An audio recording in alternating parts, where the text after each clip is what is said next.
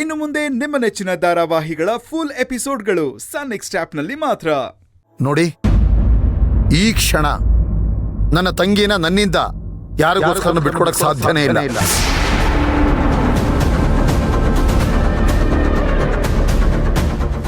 ನೀವು ಬೇಕಾದ್ರೆ ನನ್ನ ಕಟ್ಕ ಅನ್ಕೊಂಡ್ರು ತೊಂದರೆ ಇಲ್ಲ. ನನ್ನ ತಂಗಿನ ನಾನು ಯಾರಿಗೋಸ್ಕರನು ಬಿಟ್ಕೊಡೋದಿಲ್ಲ.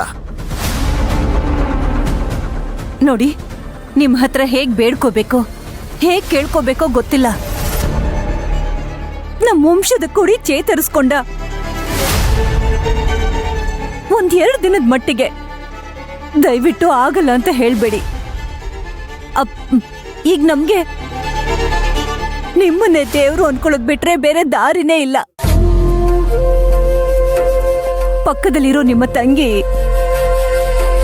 ಬೇಡಿದ ವರ ಕೊಡೋ ದೇವತೆ ತರ ಇದ್ದಾಳೆ ವೀರಣ್ಣ ಅವ್ರೆ. ಒಂದೆರಡು ದಿನದ ಮಟ್ಟಿಗೆ ಈ ದೇವತೆನ ಶಾಂತಿ ನಿವಾಸದ ಕುಟುಂಬದ ಜೊತೆ ಇರೋದಕ್ ಬಿಡಿ. ಶಾಂತಿ ನಿವಾಸದ ಕುಡಿ ಬದುಕತ್ತೆ. ಸರ್, ಅದು ಸಾಧ್ಯನೇ ಇಲ್ಲ. ಪ್ಲೀಸ್ ಸರ್, ಇಲ್ಲ. ಇಷ್ಟೊಂದು ಹಠ ಮಾಡಬೇಡಿ. ಯಾವ ಜನ್ಮದ ಪುಣ್ಯನೋ ಏನೋ, ನಿಮ್ಮ ತಂಗಿ ನೋಡೋಕೆ ನನ್ನ ಮಗನ ತಾಯಿ ಶಾಂತಿ ಥರನೇ ಇದ್ದಾರೆ.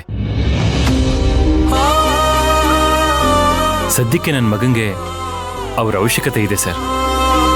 ಅವನಿಗೆ ಔಷಧಿಗಿಂತ ಆರೈಕೆ ಬಹಳ ಮುಖ್ಯ ಆಗುತ್ತೆ ಸರ್.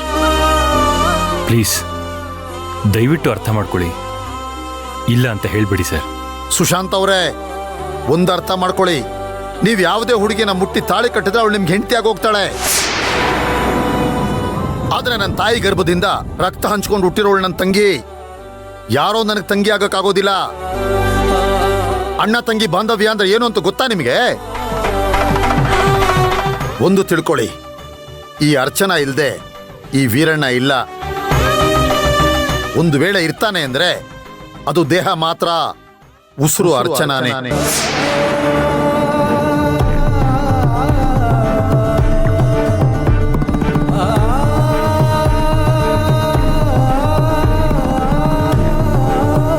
ಅಚ್ಚು ಬಾಕಂದ.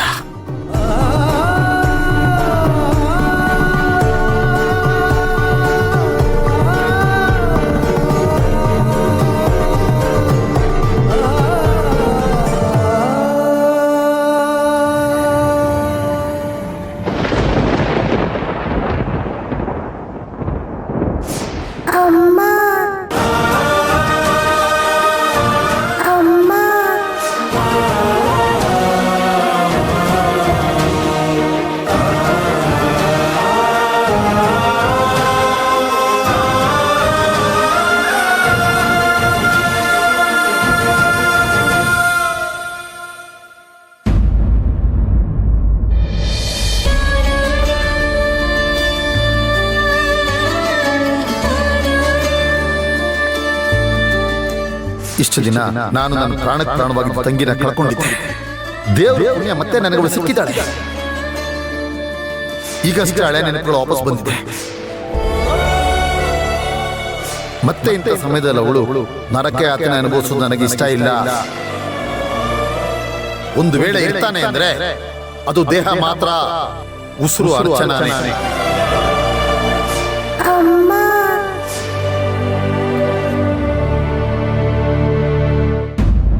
ಅಚ್ಚು, ಅಚ್ಚು ಬಂಗಾರ. ಅಣ್ಣ. ಅಮ್ಮ ಅಚ್ಚು, ಆಸ್ಪತ್ರೆಗೆ ಹೋಗುವಾಗ ಮನಸ್ಸು ಒಂಥರ ಅಯೋಮಯವಾಗಿತ್ತು. ಈಗ ಆನಂದಮಯವಾಗಿದೆ. ಹೋಗುವಾಗ ನಿನಗೆ ನೀನು ಯಾರು ಅನ್ನೋದು ನೆನಪಲ್ಲಿರಲಿಲ್ಲ. ಬರೋವಾಗ ಸಂಪೂರ್ಣವಾಗಿ ನನ್ನ ಅಚ್ಚು ಆಗಿದೆಯಾ, ನನ್ನ ಅಚ್ಚು ಬಂಗಾರ ಆಗಿದೆಯಾ. ಆದರೂ ಮೌನವಾಗಿದೆಯಲ್ಲ, ಯಾಕಮ್ಮ? ಏನಿಲ್ಲಣ್ಣ, ಮನ್ಸಲ್ಲಿ ಏನೋ ಒಂದು ಆಲೋಚನೆ ಓಡ್ತಾ ಇದೆ, ಅದಕ್ಕೆ ಸುಮ್ಮನೆ ಇದ್ದೀನಿ. ಆಲೋಚನೆನಾ? ಏನಮ್ಮ ಅದು? ನನಗೆ ಹೇಳು. ನೀನು ಇಷ್ಟು ದಿನ ಯೋಚನೆ ಮಾಡಿದ್ದು ಆಲೋಚನೆ ಮಾಡಿದ್ದೆಲ್ಲ ಸಾಕು ರಾಜ. ಇನ್ಮೇಲೆ ಯಾವುದೇ ಗೊಂದಲ ಮಾಡ್ಕೋಬೇಡ ಕಂದ.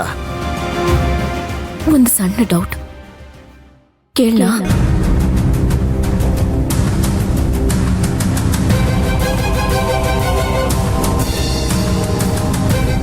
ಏನಮ್ಮ, ಯಾಕಮ್ಮ ಈ ಥರ ಕೇಳ್ತಾ ಇದೀಯಾ?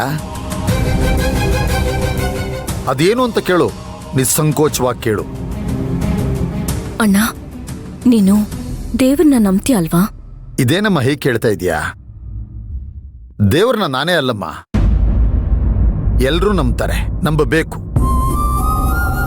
ನಾನು ನಂಬ್ತೀನಿ. ಆ ದೇವ್ರು ನನಗೂ ಮತ್ತೆ ಆ ಮನೇಲಿ ಇದ್ದಿದ್ದ ಹೆಣ್ಗೂ ಒಂದೇ ರೂಪ ಕೊಟ್ಬಿಟ್ಟಿದ್ದಾನಣ್ಣ. ಯಾವುದೋ ಒಂದು ಕಾರಣಕ್ಕೆ 2 ಕುಟುಂಬಗಳು ಸೇರ್ತಿದೆ, ಇಷ್ಟೆಲ್ಲ ನಡೆದಿದೆ ಅಂದ್ರೆ ಇದಕ್ಕೆಲ್ಲ ಒಂದು ಮುಖ್ಯವಾದ ಕಾರಣ ಇರ್ಬೇಕಲ್ವಾಣ? ಇಲ್ಲಾಂದ್ರೆ ಈ ತರ ನಡೆಯಲ್ಲ ಅಲ್ವಾಣ? ನಾನಲ್ಲಿಗೆ ಹೋಗಿದ್ರಿಂದ ಆ ಮಗು ಬದುಕಿದೆ ಅಣ್ಣ. ಇಡೀ ಕುಟುಂಬನೇ ನಿನ್ನ ಬೇಡ್ಕೊಂಡ್ರು ನನ್ನನ್ನಲ್ಲಿ ಬಿಡೋದಿಕ್ ಸಾಧ್ಯನೇ ಇಲ್ಲ ಅಂತ ನೀವು ಹಠ ಮಾಡಿ ಇಲ್ಲಿ ಕರ್ಕೊಂಡ್ ಬಂದ್ಬಿಟ್ರೆ. ಅಚ್ಚುಮ್ಮ, ನೀನು ಏನು ಹೇಳಕ್ ಬರ್ತಾ ಇದೆಯಾ ಅಂತ ನಂಗೆ ಗೊತ್ತಾಗ್ತಾ ಇದೆ. ದಯವಿಟ್ಟು ಈಗ ವಾಪಸ್ ಹೋಗೋಣ ಅಂತ ಮಾತ್ರ ಕೇಳ್ಬೇಡ ಕಣಮ್ಮ. ನಾನು ಅದನ್ನ ಹೇಳ್ತಿಲ್ಲ ಅಣ್ಣ, ನಾನು ಇದನ್ನ ತಿಳ್ಕೋಬೇಕು ಅಂತಿದ್ದೀನಿ. ನೀನಿದಕ್ಕೆ ಉತ್ತರ ಕೊಡು. ಸರಿ, ಅದೇನು ಅಂತ ಹೇಳು ಕಂದ. ಒಂದ್ ವೇಳೆ ಹಾಗಾಗೋದ್ ಬೇಡ ಅಂತ ನಾನು ಬಯಸ್ತೀನಿ. ಒಂದ್ ವೇಳೆ ನಾನು ನಿಲ್ ಪಕ್ಕದಲ್ಲಿರ್ಬೇಕು ಅನ್ನೋ ಸಂದರ್ಭ ಬಂದು ನಾನು ಆ ಮನೆ ಹೆಣ್ಮಗು ಆಗಿದ್ದು, ಅದಕ್ಕೇನೆ ಅವ್ರ ಮನೆಯವ್ರ ಹತ್ರ ಕೇಳ್ಕೊಂಡು ನನ್ನನ್ನ ಅಲ್ಲಿ ಬಿಟ್ಟು ಹೋಗಿ ಅಂತ ಕೇಳಿದ್ದಿದ್ರೆ ಅವಾಗ ಏನ್ ಮಾಡ್ತಿದ್ದಣ್ಣ?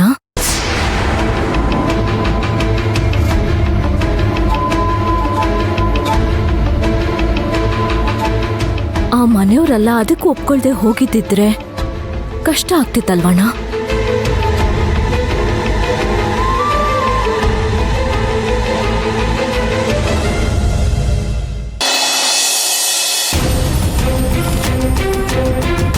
ಬಾವಾ, ಇನ್ನು ಏನು ಯೋಚನೆ ಮಾಡ್ತಿದ್ದೀರಾ? ನಡೀರಿ ಬಾಬಾ, ಹೋಗೋಣ. ಎಲ್ಲಿಗೆ ವಿಕಾಸ್? ಅಕ್ಕ, ವೀರಣ್ಣವ್ರು ಈಗ ತಾನೇ ಹೊರಟಿದಾರಲ್ವಾ, ನಾವು ದಾರಿಲಿ ಅವ್ರ ಕಾರ್ನ ನಿಲ್ಸಿ ನಿಮ್ ತಂಗಿನ ಆಸ್ಪತ್ರೆ ಹತ್ರ ಕಳ್ಸ್ಕೊಡಿ ಅಂತ ಕೇಳೋಣ. ಅದು ಹೇಗ್ ಸಾಧ್ಯ? ನಮ್ಗೆಲ್ಲ ಹೇಗ್ ಶಾಂತಿಮಾನೋ ಹಾಗೆ ಅವ್ರಿಗೂ ಅವ್ರ ತಂಗಿ ಅಲ್ವಾ? ಇರ್ಬೋದು ಅಕ್ಕ, ಆದ್ರೆ ಪರಿಸ್ಥಿತಿ ತುಂಬಾ ಗಂಭೀರವಾಗಿದೆ. ರಾಘವ್ನ ನಾವು ಹೇಗಾದ್ರೂ ಮಾಡಿ ಉಳಿಸ್ಕೋಬೇಕಕ್ಕ. ಡಾಕ್ಟರ್ ಹೇಳಿದ್ದು ಅದೇ ಅಲ್ವಾ? ಮಗು ಮೊದ್ಲಿನ ಥರ ಆಗ್ಬೇಕು ಅಂತಂದ್ರೆ ಶಾಂತಿ ಥರನೇ ಇರೋ ಅರ್ಚನಾ ಮಗು ಜೊತೆಲಿರ್ಬೇಕು ಅಂತ ಅರ್ಥ ಮಾಡ್ಕೊಳ್ಳಿ ಅಕ್ಕ. ಅವ್ರೇನೋ ಹೇಳಿದ್ರು ವಿಕಾಸ್, ಆದ್ರೆ ಅದ್ ನಡಿಬೇಕಲ್ಲಪ್ಪ. ರಾಘವ್ ಚೇತರಿಸ್ಕೊಂಡ್ಬಿಟ್ಟ,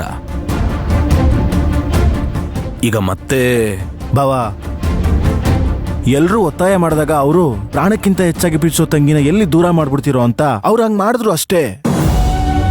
ಈಗ್ಲೂ ಕಾರ್ ತುಂಬಾ ದೂರ ಹೋಗಿರಲ್ಲ ಬಾವಾ. ಬಾವಾ, ದಯವಿಟ್ಟು ಅರ್ಥ ಮಾಡ್ಕೊಳ್ಳಿ. ಇಲ್ಲ ವಿಕಾಸ್, ನೋಡು, ಇದು ತುಂಬಾ ಸೂಕ್ಷ್ಮವಾದ ವಿಚಾರ. ಒಬ್ಬ ಒಳ್ಳೆ ವ್ಯಕ್ತಿನ ಸಹಾಯ ಕೇಳಿದ್ರೆ ಮಾಡ್ತಾನೆ, ತನ್ನತ್ರ ಇರೋದನ್ನೆಲ್ಲ ಕೊಟ್ಬಿಡ್ತಾನೆ. ಆದ್ರೆ ಅತಿಯಾಸೆ ಪಡೋದು ದುರಾಸೆ ಅಲ್ವಾ? ಅವ್ರಿಗೆ ಅರ್ಚನಾ ಅಂದ್ರೆ ಪ್ರಾಣಕ್ಕಿಂತ ಹೆಚ್ಚು ಅಂತ ಅವ್ರು ಹೇಳಿಲ್ವಾ?